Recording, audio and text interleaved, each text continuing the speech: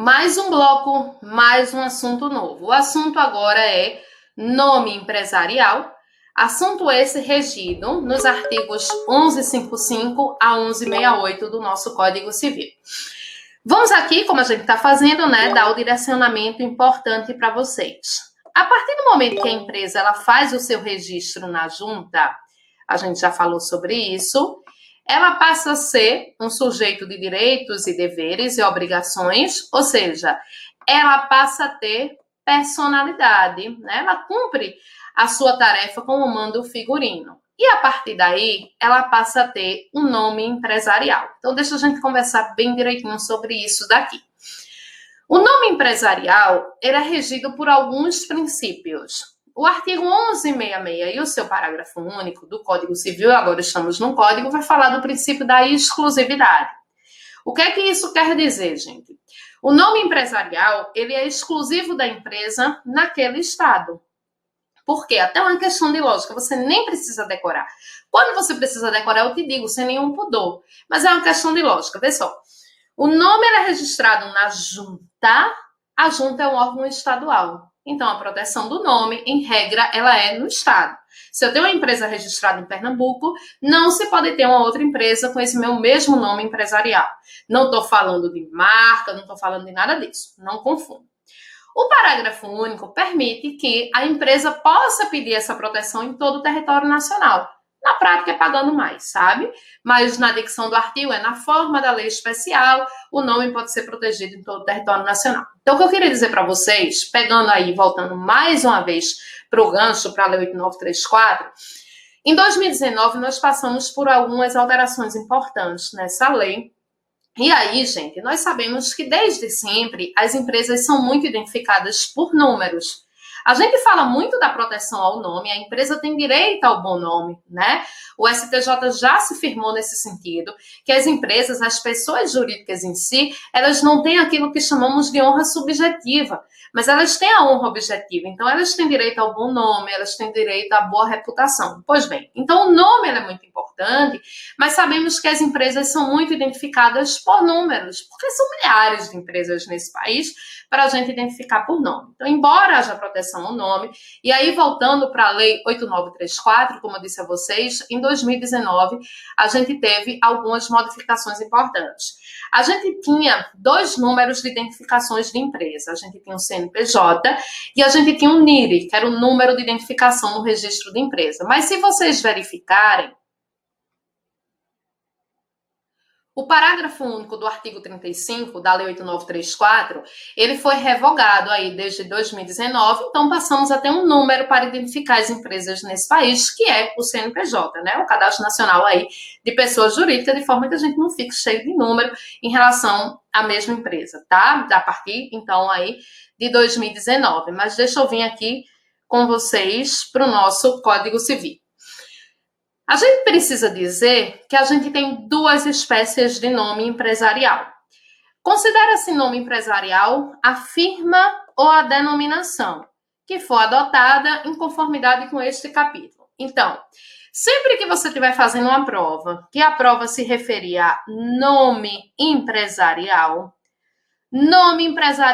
é gênero. Dentro desse gênero, eu tenho duas espécies, firma e denominação.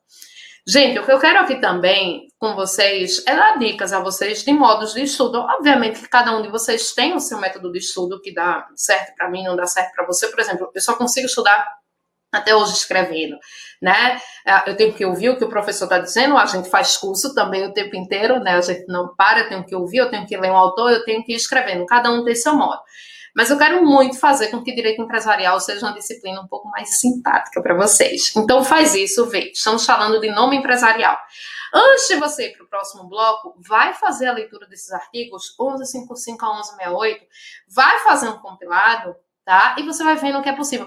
Teve dúvida em qualquer artigo, me manda. É isso que eu quero aqui com vocês. É que a gente desmistifique. E vejam, tem uma coisa aqui que eu não vou fazer com vocês, mas eu preciso dizer.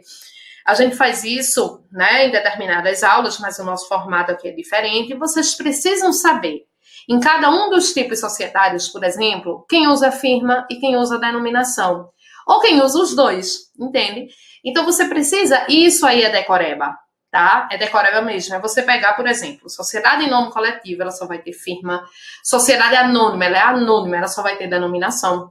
Limitada pode ter uma coisa ou outra. Então, você precisa saber as regras acerca do nome empresarial, os princípios, como vamos falar aqui, as espécies, mas você precisa, sobretudo, também saber de cada tipo empresarial qual o nome empresarial utilizado, tá? Então, você precisa fazer isso, e isso você vai achar nesses artigos que estão aí. A gente vai falar disso na hora das questões um pouco mais. Coloquei aqui um quadro comparativo sinótico meu, que eu acho que ajuda vocês na compreensão do que seja firma ou denominação. Firma é mais conhecida por razão social, né? Quando estamos falando de sociedade. Só quem chama nome empresarial, só quem diz que firma é espécie de nome empresarial é o Código Civil, prova e professor de Direito Empresarial. Porque ninguém chama de firma, todo mundo chama de razão social. Firma acabou, gente, sendo utilizado no outro contexto, né? Fulaninho abriu uma firma, se confundindo com a própria noção de empresa. Então, para a gente, firma, lembre-se, vou no cartório reconhecer a minha firma, né? Eu, Renata de Lima Pereira, porque firma tem a ver com nome. Então, eu fiz aqui esse quadro sinótico. A composição principal da firma é a partir de nomes próprios. Então, por exemplo, Araújo e Fonseca Limitada. Araújo e Fonseca e Companhia Limitada, quando você suprime o nome de alguns sócios. O objeto social pode aparecer até de forma opcional, mas a firma, ela tem o sobrenome dos sócios, ou nome se for empresário individual. Nesse sentido, deixa eu colocar aqui para vocês, eu tenho o chamado princípio da veracidade, que diz: o nome de sócio que vier a falecer, for excluído ou se retirar, ele não pode ser conservado na firma social. De outro modo, gente, a firma tem que traduzir de verdade o nome dos sócios. Esse é o princípio da veracidade. Deixa eu voltar para cá. Por exemplo, se Araújo sai dessa sociedade, seja por morte, seja por exclusão, por vontade, o que for, esse nome empresarial ele precisa ser modificado, tá bom? Então, a firma, ela tem esse condão do princípio da veracidade. A denominação, falando de uma coisa assim bem simples de como as duas se apresentam, ela é uma expressão inventada que vem acompanhada em regra do objeto social. Quando eu digo assim, Hotel do Sol Escaldante Limitado, eu sou ótima para criar nomes, né? Quem danado quer ficar no hotel chamado do Sol Escaldante? Então, aqui eu tenho um objeto social, certo? E aqui eu tenho uma nomenclatura inventada, criada, e que vai depender da criatividade de cada um. Então, essas são as diferenças entre firma e denominação. Tô te dando as diferenças, tô te dando os princípios que costumam ser cobrados em prova, e a sua parte, a parte que vai caber para você vai ser essa. Vai ser verificar, vai colocar lá, empresário individual, EIRELI, né? Aí se referindo à atividade individual. Depois disso, em cada um dos tipos societários, você vai decorar como é o nome empresarial deles. E um outro princípio que temos é o que a doutrina chama de princípio da novidade. Na verdade, todos esses princípios são nomenclaturas criadas pela doutrina a partir do Código Civil, mas que são aí cobrados em prova com frequência, dessa maneira que aí está. O artigo 1163, ele diz: o nome de empresário, ele deve distinguir-se de qualquer outro já inscrito no mesmo registro, né? Como vimos, o nome é exclusivo dentro daquele estado. Então, no mesmo registro ali, é naquele estado. Se o empresário tiver nome idêntico de outro já inscrito, ele deve acrescentar designação que o distinga. Ele deve acrescentar uma nomenclatura para distinguir. Então, por exemplo, o que não se quer, gente, de maneira alguma, é que os nomes empresariais eles sejam tão parecidos que levem a determinados tipos de confusão, tá? Quer seja perante a junta comercial, quer seja perante fornecedores. A gente, enquanto consumidor, a gente não se liga muito em nome empresarial.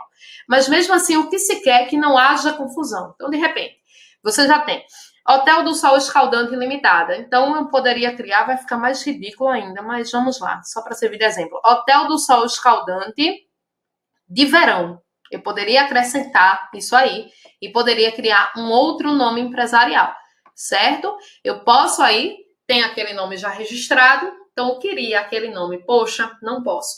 Mas eu posso acrescentar uma designação que o distinga. Então, eu posso ter Hotel do Sol Escaldante Limitada e Hotel do Sol Escaldante de Verão Limitada. Até porque essas expressões, elas são finitas, né? Nomes, eles são finitos. Uma coisa interessante para você entender melhor como isso funciona, eu gosto sempre de trazer uma tônica um pouco mais prática para vocês se apropriarem melhor. Quando a gente vai registrar uma empresa na junta comercial, a gente faz uma indicação de cerca de 4, 5 nomes empresariais por aí. Então, você sugere os 4, 5 nomes empresariais e aí a própria junta vai vendo o que está liberado ou o que não está liberado. Isso aí é muito mais inteligente do que como era antigamente, que você ia sugerindo de um por um. Então, você sugeria um, a junta comercial, não, esse nome já está registrado, devolvia para você. Não tinha o menor sentido. Então, hoje você já sugere vários. Professores, se nenhum tiver liberado, aí você vai ter que alterar, né, até que você consiga a liberação de um nome empresarial. Gente, sempre que eu falo de nome empresarial, eu digo que o mais importante é quando a gente faz a distinção do nome empresarial com esses outros elementos de identificação que a gente tem, tá?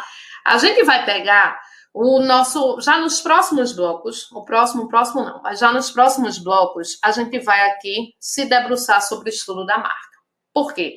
Marca, ela é regida, né? Quem registra a marca é o Instituto Nacional de Propriedade Industrial, o INPI. Mas a gente vai ter um bloco específico sobre isso. Pelo fato do INPI ele ser uma autarquia federal, pelo fato das demandas envolvendo o INPI, a competência ser da Justiça Federal, esse é um assunto muito cobrado para vocês em provas de concurso de juiz federal. Então, daqui a pouco eu vou falar somente desse outro elemento. Mas, por enquanto, eu quero que você separe isso na sua cabeça. Junta comercial, ela cuida de nome empresarial. Marca, ela tem uma lei específica que a gente vai dizer LPI, mas ela é registrada perante o INPI. É um outro órgão. Depois a gente vai dizer o que significa, se você não sabe. Não chame de INPE. INPE é um órgão do governo que é em relação à pesquisa, tem a ver com clima, com outra coisa. E INPI é o nome da sigla correta. A gente, enquanto consumidor, a gente costuma se atrelar muito mais à marca. Nome empresarial é aquele nome que está ou na nota fiscal ou no contrato social. A marca, quando eu pego aqui meu relógio e leio Tecnos, isso é uma marca. Outra coisa que vocês vão ver, que vai aparecer com frequência nas questões que faremos, é o nome de fantasia. O nome de fantasia é o título de estabelecimento. O nome de fantasia é aquele nome que está lá na frente da empresa. Então, quando eu chego lá, por exemplo, na Carrefour, qual é o primeiro nome que eu vejo lá? Carrefour. Esse é o nome de fantasia. Que às vezes pode ser igual à marca, né? O Carrefour mesmo tem produtos da marca Carrefour. Mas, gente, a coisa mais importante sobre nome de fantasia é que vocês não podem confundir isso. A junta comercial, ela não tutela nome de fantasia. A junta comercial, ela até pede que você faça a identificação e você informe para ela qual vai ser o nome de fantasia da sua empresa, mas ela não tutela. Na verdade, não existe órgão específico que tutele nome de fantasia. Mas, mesmo assim, se eu utilizar o nome de fantasia alheio, isso é crime de concorrência desleal. Chamo a atenção de vocês porque a previsão em relação ao nome de fantasia está no artigo 195 da Lei de Propriedade Industrial, que é essa lei que vamos falar, 9279 de 96, nos próximos blocos, que envolve o INPI, como a gente disse, é um órgão aí de atuação federal. Então, eu tenho essa previsão de ser uma concorrência desleal, quem se utiliza de nome de fantasia, título de estabelecimento alheios, mas eu não tenho órgão que o tutele, eu não tenho órgão que o registre. Vocês vão ver o quanto isso vai aparecer nas questões que vamos fazer. Nós temos desenhos, muitas vezes, que são representativos da marca, logotipo. Toda aula eu só dou um mesmo exemplo, que eu não sei desenhar. Esse aqui, né? É o logotipo da Nike, e mesmo assim sai troncho. Então, marcas costumam lidar com logotipo, que vai identificá-las. Temos o domínio, que é o www, que é o site. Coloquei para vocês aqui até enunciados recentes, falando sobre outras coisas que vão compor aí o próprio estabelecimento empresarial, a atividade empresarial, como, por exemplo, os perfis em redes sociais. né? A gente já sabe que isso é muito importante para as empresas, tá aqui para vocês analisarem. E, por fim, existem marcas que se utilizam de determinados slogans para que aquilo fique fixado na cabeça do consumidor. Por exemplo, o McDonald's, amo muito tudo isso, né? Mas, gente, o mais importante em relação a esse assunto é que eu tinha que falar aqui sobre nomes separadamente, tá certo? Mas o mais importante é a gente fazer um estudo comparativo com marca. Mas a gente vai deixar para fazer isso na parte relativa à marca, propriamente relativa à marca, porque nas questões de vocês isso vai aparecer muito. Vou parar esse bloco aqui e aí vou fazer um bloco de resolução de questões. Vá, tente fazê-las e venha para a gente só para a gente conferir. Daqui a pouco eu volto.